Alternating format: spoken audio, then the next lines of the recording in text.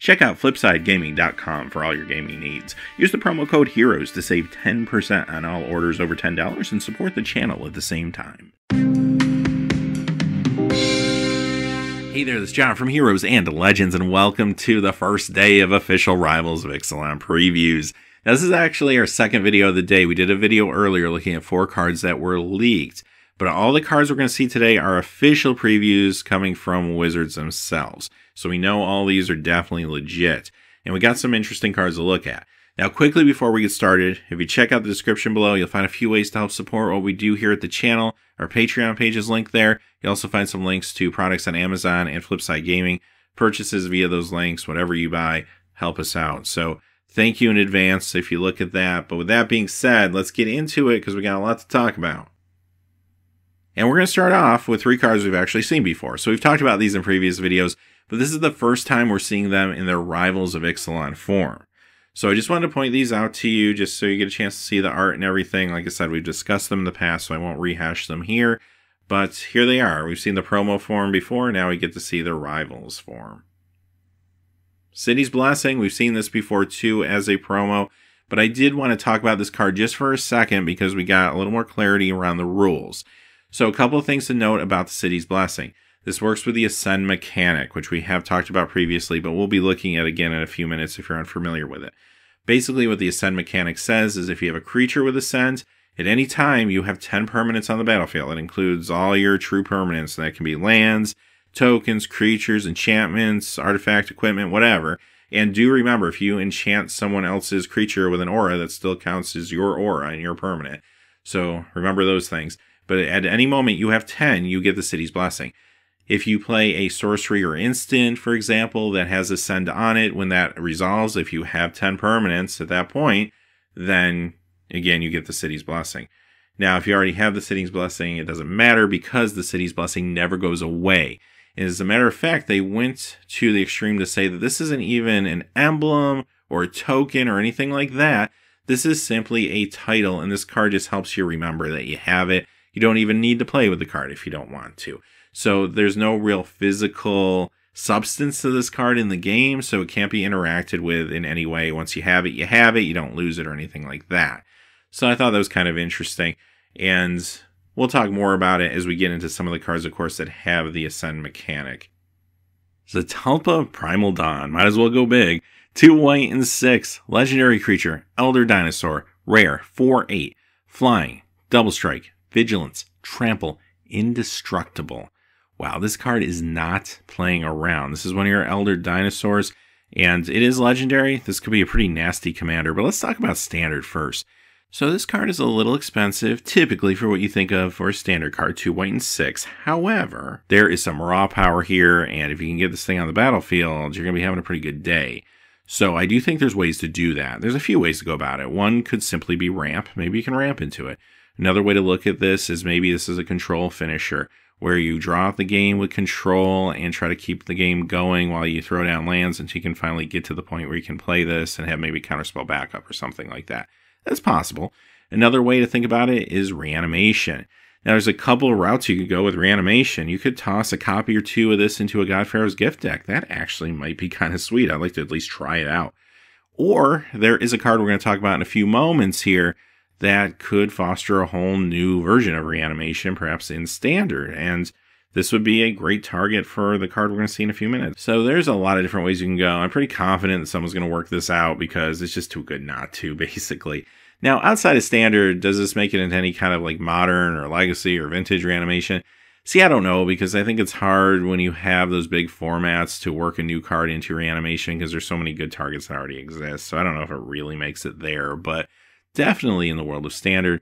This thing is also a house and limited. I don't think I need to tell you that. I mean, powerhouse drafts if you open this, right? Like, that's amazing. So, yeah, it's great there. This is going to be a card that is going to play a big role, I think. I'm glad that this is a rare, not a mythic. That will help keep the cost down on this one. Secrets of the Golden City. 2 blue and 1. This is an Ascend card. It's a sorcery common. If you control 10 or more permanents, when this resolves, you get the City's Blessing. Draw 2 cards. If you have the City's Blessing, draw 3 cards instead.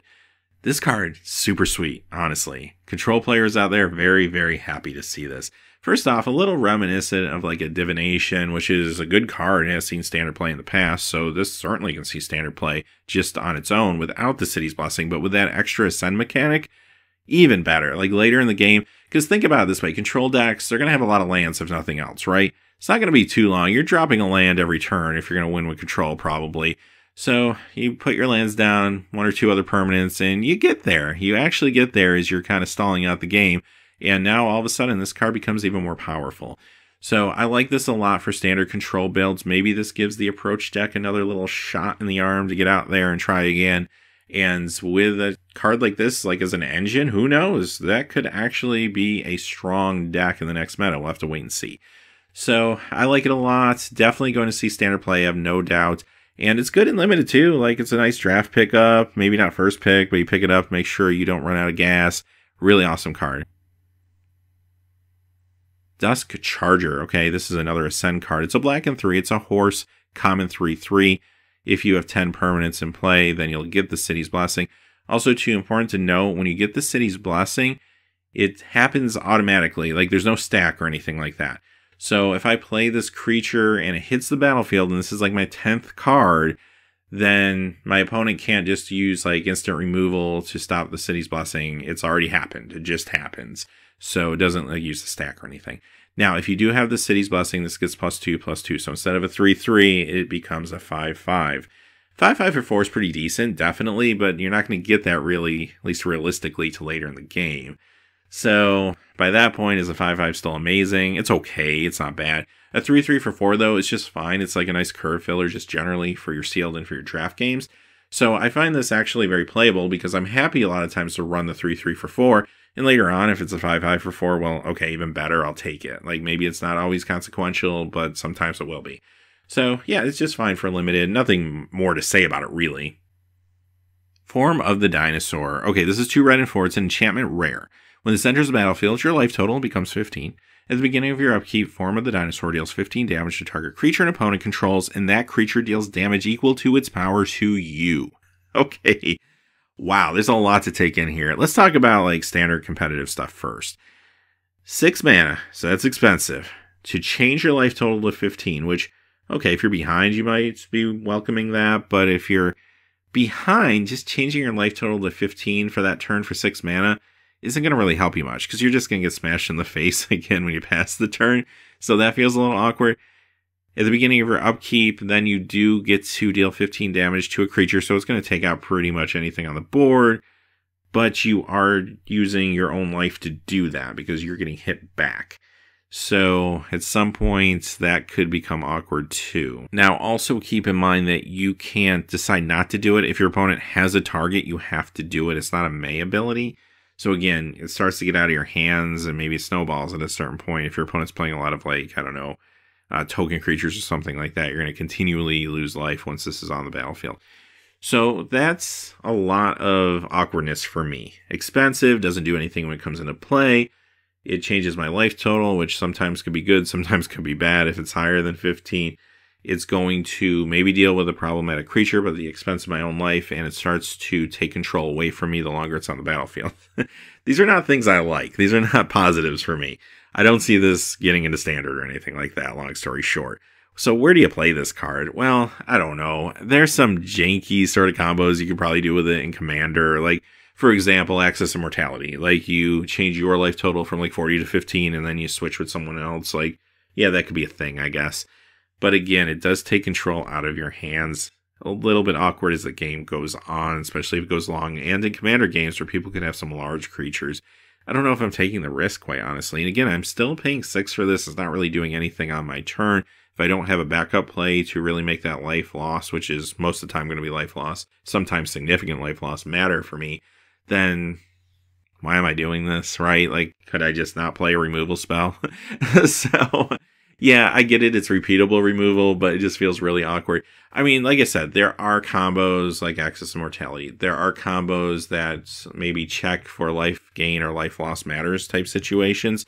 Because do remember, whenever the game says that your life total is changing, it does count that from a rules point of view as a loss of life if you were higher than what it changed to, or gaining life if you were lower. So sometimes you do have life gain or loss matters cards. I don't know. I'm really stretching here. This one's kind of rough for me as a rare, quite honestly. And even in limited, I probably don't want to touch this thing. I'm not going to say it's unplayable, because there are some pools, like seal pools maybe, where you just don't get any removal, and this is like your only option. Well, you're probably not winning, but I might play it in a case like that. But I think a lot of the time, most of the time, I'm skipping this. Frilled Death Spitter. This is an interesting little curve filler for limited. Not a lot to say about it. It's a red and 2 dinosaur 3/2 common. It has Enrage. Whenever this is dealt damage, it deals 2 damage to target opponent. It's a dinosaur. Sometimes that'll matter, especially in draft, so that's kind of cool. 3/2 for 3 with that Enrage ability. It's a fine creature. You'll be happy to run it there. Swaggering Corsair. Okay, this one costs a red and 2 human pirate common 2/2. It has Raid. This will enter the battlefield with a +1/+1 counter if you attacked with a creature this turn. Okay, here's my thing with this card. This is not good if you don't get the Raid to trigger. A 2/2 for 3 is not where you want to be. Now, a 3/3 for 3 is just fine if you can get the trigger to happen. A lot of times you'll be able to. But am I going to run this even in my limited decks, like my Seal and Draft decks, knowing there's a possibility I'm playing a 2/2 for 3 at least a percentage of the time? Probably not. The only reason I'm running this is if I just have a really strong pirate synergy. A lot of cards that are going to interact well with pirates, or just checking for the amount of pirates I have, something along those lines, then yes, this becomes very, very runnable. But if I don't have that going on, probably skipping this most of the time.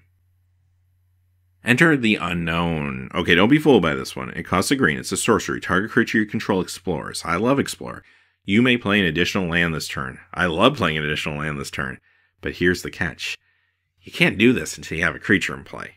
So even though it only costs 1, it feels like, wow, this is amazing. We've seen cards like this in the past. They've been very powerful.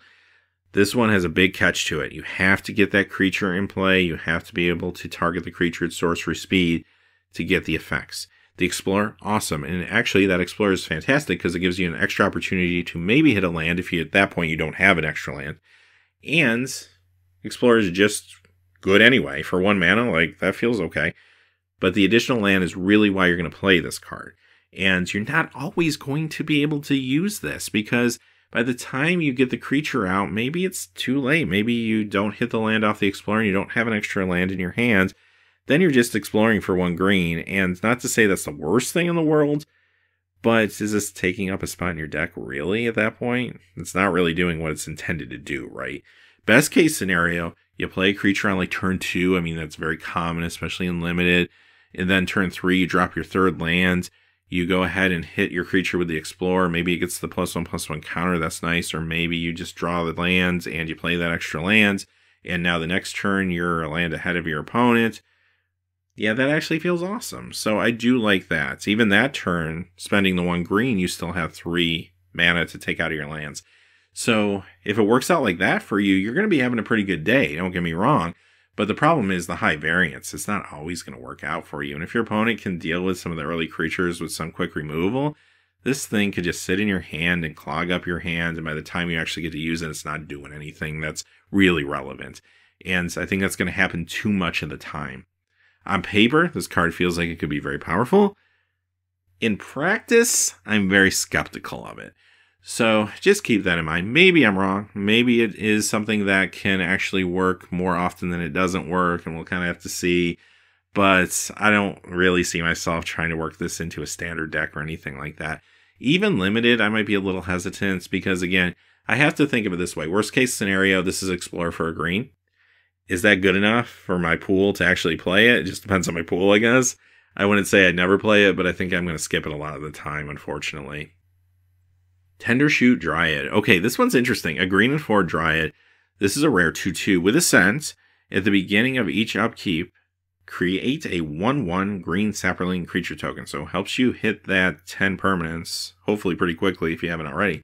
Also, sapperlings you control get +2/+2 as long as you have the City's Blessing. Okay, so let's talk about this for a second. At the beginning of each upkeep, not your upkeep, that's pretty key. So that means if I'm playing a 2-player game, play this for 5, it's a 2/2 for 5. That doesn't feel good at all. Super fragile. but I pass the turn, I get a Saproling right away on my opponent's upkeep. Feels good. I don't have to wait for the complete turn cycle to get something. Now, if that Saproling puts me over the top to 10 permanents or something like that, now it's a 3/3. Yeah, that feels pretty good. If I'm getting 3/3s every single upkeep, I'm having a good day. But for that to happen, this thing needs to survive. And here's the trick. 2 power, 2 toughness is super fragile. Especially in the world of, say, Standard, where if there was a deck running this, opponents are going to know the deck. They're going to know what to do to deal with the strategy. They're going to be playing more removal spells, more like small direct damage spells, and they're not going to let this thing survive most of the time. Like, that's just the reality of it. Now, if they can't do anything to it and they don't have an answer, well, this card's awesome. But I don't really think you can rely on that in the world of Standard. I think Standard's just too streamlined right now. Energy decks are too good, or Amenhotep Red's too good. Those type of decks aren't going to let this thing live, quite honestly. Even control decks that potentially could be good in the next meta, you know, it's just not going to work out in your favor, I think, a lot of the time, unfortunately. It's just too high variance with that low toughness. And that's sad, because I think the card's actually pretty sweet. Limited, this thing's a bomb, though. Like, again, sure, your opponent might have an answer for it, but if they do, I drew the removal spell out of their hand, which could be a big deal anyway in limited games, so it's not like a waste of a turn completely or anything. So, very runnable. I'd be happy to try this out. And again, if they can't answer it, you're probably winning the game. Like, there's no way around it for your opponent. Commander, this is interesting because it does trigger on every upkeep. Again, super fragile, and there's a lot of opponents out there in Commander that are going to have something to say about this thing sitting on the battlefield, unfortunately for you. But, who knows, maybe it helps you get City's Blessing, even if it doesn't live very long. I'd at least want to try it, if nothing else. Journey to Eternity, which transforms into Etzel Cave of Eternity. Okay, this one's pretty cool. Green, black, and 1. Legendary enchantment, aura, rare. Enchant creature you control. When enchanted creature dies, return it to the battlefield under your control. Then return Journey to Eternity to the battlefield transformed under your control. And then, of course, the legendary land side. Tap, add 1 mana of any color to your mana pool. Or you can pay a green, a black, and 3 and tap. Return target creature card from your graveyard to the battlefield. Alright, this is maybe my favorite card of the day. I really like that blue card draw spell too, but here's the thing though. You do have to jump through a few hoops to get there, but I don't think it's that bad. I mean, you're paying 3, you have to have a creature you control to enchant, so okay, you gotta get there at least. And then that creature has to die. Now, you could look at this a couple ways. You could put it on some really problematic creature that your opponent's gonna have to deal with, or they're losing the game anyway, so it's kind of a win-win for you. And that's really problematic, because if they do get rid of the creature, it just comes back anyway, and they have to get rid of it again. And even if they manage to do that somehow, then you have the opportunity to bring the creature back potentially again with the land. So they just find themselves in kind of this endless loop where they can't deal with this threat they need to deal with. Or the other way to look at this is maybe you have a creature that can sacrifice itself, or you have a sack outlet, and then you just put it on some inconsequential creature, and you flip it that way. And imagine if you had a sacrifice outlet that was actually giving you some sort of benefit, like a Banewhip Punisher, for example. You could play Journey to Eternity on that, sacrifice it to destroy one of your opponent's creatures. It just comes right back into play. You throw the -1/-1 counter on something else. Later, you can sacrifice it to destroy that. And when you do, you have Etzel Cave of Eternity waiting for you to bring it back again. So it doesn't feel impossible to flip, even though I don't like high variance cards that take a lot of setup, like in Standard. I feel like the payoff here could be good.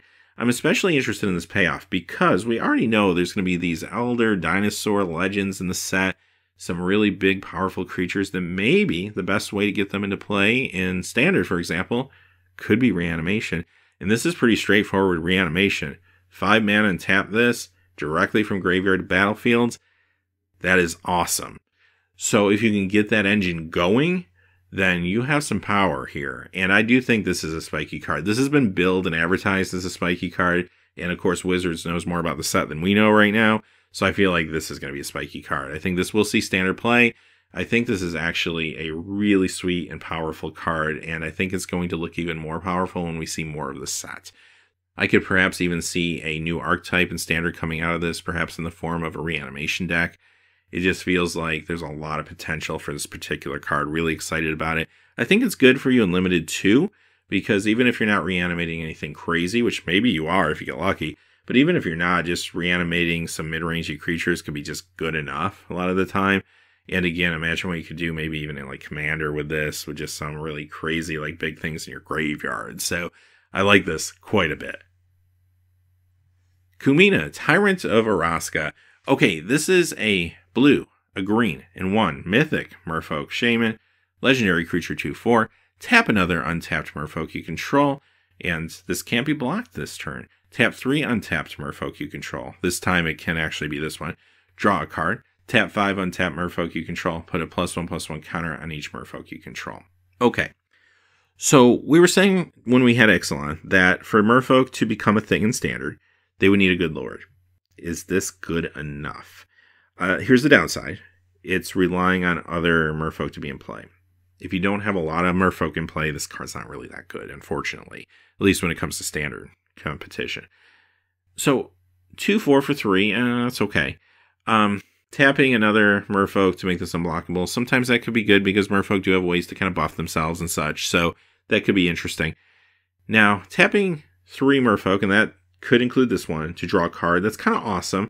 You're probably waiting for your opponent's turn to end to do that, so you're not putting you down your defenses. Same thing with that last one. Tap 5 untap Merfolk to give all your Merfolk +1/+1. So there's your Lord-ish effect. But again, you have to put your shields down, so you're going to wait till the end of your turn to do it, so it doesn't happen like automatically or anything like that when you play the card. And that can be a little awkward. But on the upside, you do have the ability now to repeat the effect, which a normal Lord wouldn't let you do. And you get the effect in the form of +1/+1 counters, which is kind of nice because if this goes away, there's still a lasting effect on the battlefield. You just have to have the Merfolk to do it, and that's the question. Are we going to get the tools in this set to make us feel comfortable that in a typical Standard game, we're going to be able to maybe generate enough Merfolk, whether it's tokens or whatever, to activate this and have it actually be good for us? If those tools are there, then yes, I do think this could see Standard play, and I do think this could be a true Merfolk deck piece in Standard. If we're not there, if there's not enough support for this card, then no, it's not going to make it, I don't think. So I think that's where it stands. We need to see more of the set. This has potential. Also, too, it's legendary. It's got that going against it. You can't, like, play it in multiples on the battlefield at the same time. But, again, now you have to start thinking about how many's right in your deck. Like, is 4 still okay? Because the opponent's going to always get rid of this thing. Or is it more of a 2 of or 3 of? And then if this thing is not consistent enough for you, is there a backup Lord that's maybe not quite as good at uncommon or something like that, but does have some good abilities? There's a ton of questions here. So I'm just going to say I'm going to wait till I see the rest of the set. It's a long shot for me right now, though. I don't know if this card alone is going to push Merfolk. I don't think it can. I think it needs more support. All right, our next card comes to us from a Japanese language preview. Loosely translated, it's Awakened Amalgamation. And this costs 4, it's an artifact creature golem, and this has power and toughness equal to the number of lands you control with different names. Okay, this is a little underwhelming for me for a rare, unfortunately. I mean, are there decks where this could get kind of big? Sure. Like, you might not have to do a lot of work to make this a 4/4 or 5/5, even a 6/6 in some decks. But it doesn't have evasion, and it costs 4. It's not like it costs 3. 3 might be a little different. 2 would be too powerful. 4 feels not powerful enough. And again, maybe I need to sit down and play with it to get a true feel for power level.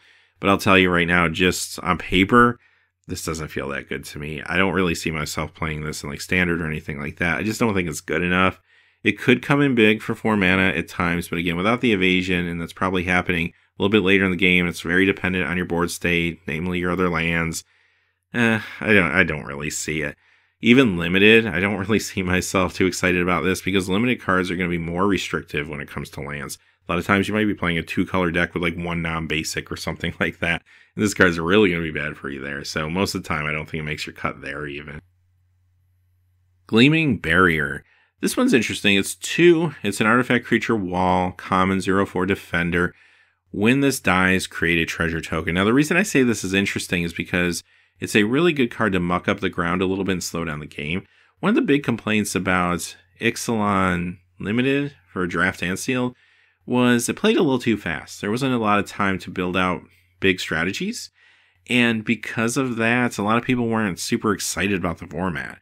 So maybe this is an indication that things are going to slow down a little bit in this format. Let you play out your strategies a little longer, make your tribal strategies maybe mean a little more, and slow down the game enough so that you have time to think about your turns more so than just fight, right?